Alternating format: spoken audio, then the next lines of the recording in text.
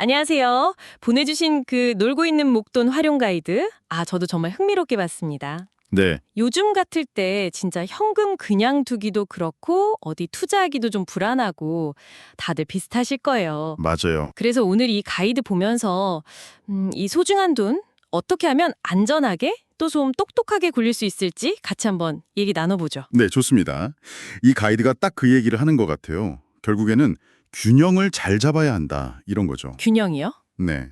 뭐 수익률만 너무 보거나 아니면 반대로 너무 안정성만 생각하면 좀 아쉬울 수 있으니까요.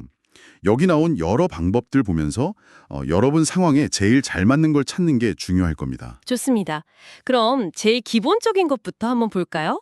역시 예금이 가장 먼저 나오네요. 그렇죠. 뭐니 뭐니 해도 안정성은 최고니까요. 네, 가이드에서도 그 점은 인정하는데, 근데 지금 금리가 한 3%?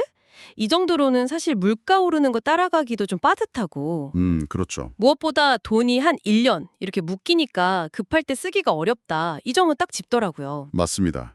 그게 좀 단점이죠. 그래서 대안으로 이 가이드가 파킹 통장을 딱 제시해요. 파킹 통장 많이 들어봤어요. 네. 이게 예금처럼 일단 안전하고요. 예금자 보호도 되니까. 근데 돈을 하루만 넣어도 이자를 주고 또 언제든 넣었다 뺐다 할 수 있다는 거. 이게 엄청 큰 장점이죠. 진짜요? 하루만 넣어도요? 네. 가이드 보면 뭐 연 0.1%부터 많게는 3% 수준까지 금리도 꽤 다양하고요. 필요할 때 바로 쓸 수 있다니. 그거 정말 좋은데요? 그렇죠. 가이드에 보니까 네이버 같은 데서 파킹 통장 최고 금리 이렇게 찾아보면 좋다고 팁도 주던데요. 네, 비교해 보는 게 중요하죠. 근데 그 CMA랑은 어떻게 다른 거예요? 그것도 뭐 입출금 자유롭다고 들은 것 같은데. 네. 좋은 질문이에요. CMA는 증권사 상품인데 파킹 통장이랑 비슷하게 수시 입출금은 돼요. 근데 가이드에서 딱 강조하는 게 예금자 보호가 되냐 안 되냐 이거거든요. 아하. 대부분 CMA는 예금자 보호가 안 됩니다. 뭐 일부 종금용은 된다고는 하는데 흔치 않고요. 게다가 요즘엔 금리도 그렇게 뭐 메리트가 크지 않아서요. 그래서 가이드에서는 뭐 특별히 증권사 혜택 꼭 필요한 거 아니면 그냥 안정성 생각해서 파킹 통장에 더 나을 수 있다. 이렇게 분석하고 있어요. 그렇군요. 그럼 만약에 안정성은 조금 포기하더라도 수익률을 좀 더 내고 싶다 이러면요. 가이드에 발행어음이라는 것도 있던데요. 네, 맞아요. 발행어음. 이건 증권사가 자기네 신용으로 발행하는 건데요. 만기가 보통 1년 안쪽으로 짧으면서 금리는 연 3% 이상, 뭐 이렇게 상대적으로 좀 높은 편이에요. 오, 3% 이상이요. 괜찮은데요? 네, 근데 이것도 역시 예금자 보호는 안 되고요. 그리고 발행하는 그 증권사가 얼마나 튼튼한지, 재무 건전성, 이게 중요하거든요.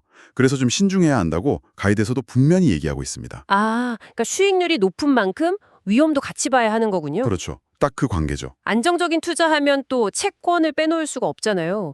가이드 보니까 국내 국채는 한 2.3%, 미국 국채는 4% 정도 준다고 하는데, 네, 금리 자체는 그렇죠. 근데 문제는 둘 다 중간에 돈으로 바꾸기가 좀 어렵고, 특히 미국 국채는 환율, 이것까지 신경 써야 한다고 하더라고요. 맞아요.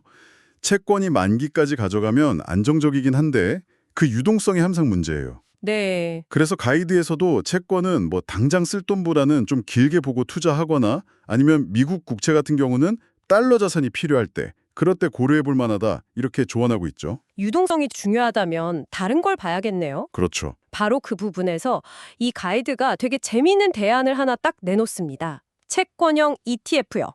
ETF. 네. 네. 채권처럼 좀 안정적이면서도 주식처럼 언제든 사고 팔 수 있으니까 유동성 문제를 해결할 수 있다는 거죠. 상품에 따라서는 뭐 연 3%에서 많게는 15%까지 수익률도 기대할 수 있다고요. SGOV 같은 미국 단기채 ETF 예시도 들고요. 네. 채권형 ETF가 확실히 편리하긴 합니다. 거래가 쉬우니까요.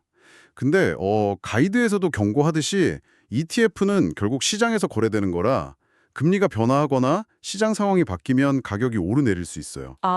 가격 변동이요? 네. 그리고 해외 채권이면 환율 영향도 받고요. 그러니까 원금 손실 가능성이 있다는 거죠. 그렇군요. 그럼 이것도 어느 정도 위험은 생각해야 하는 거네요. 맞습니다. 그래서 이 방법은 어느 정도 투자 위험을 좀 감수할 수 있는 분들한테 더 맞는 선택지라고 봐야죠. 자, 그럼 한번 정리해 볼까요? 이 가이드가 진짜 여러 가지 선택지를 보여줬어요.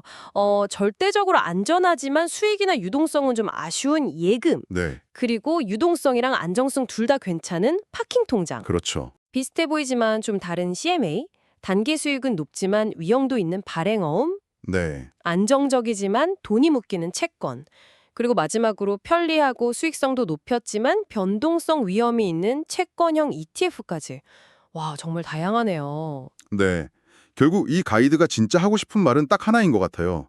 여러분 돈을 어떻게 굴릴 건지, 뭐 단기로 쓸 건지, 길게 묶어둘 건지, 또 언제든 뺐을 수 있어야 하는지, 그리고 위험은 어느 정도까지 괜찮은지, 이걸 스스로한테 물어보고 답을 찾아야 한다는 거죠. 나에게 맞는 방법을 찾는 거군요. 맞습니다. 그래서 가이드 결론처럼 뭐 지금 상황에서는 일단 금리 괜찮은 파킹 통장부터 알아보는 게 가장 좀 합리적인 첫걸음일 수 있겠다 싶네요. 네, 오늘의 정보들이 여러분의 그 잠자고 있는 목돈, 이걸 깨우는데 좀 좋은 힌트가 되었으면 좋겠습니다. 결국 정답은 하나가 아니니까요. 여러분 상황에 맞는 최적의 균형점, 이걸 찾는 과정인 거죠. 맞아요. 그래서 마지막으로 제가 질문 하나 던져보고 싶은데요. 네, 어떤 거죠? 이 가이드에 나온 여러 단기 운용 방법들 있잖아요. 이걸 꼭 하나만 골라야 할까요? 예를 들면 돈의 일부는 파킹 통장에 넣어서 언제든 쓸 수 있게 하고 또 다른 일부는 수익을 조금 더 기대하면서 채권형 ETF에 넣어보는 식으로요. 이렇게 한 두세 가지 전략을 섞어보는 게 여러분의 그 현금 흐름 필요성이나 위험 선호도에 오히려 더 잘 맞는 그런 맞춤 해결책이 될 수도 있지 않을까요? 한번 진지하게 생각해 보시면 어떨까 싶습니다.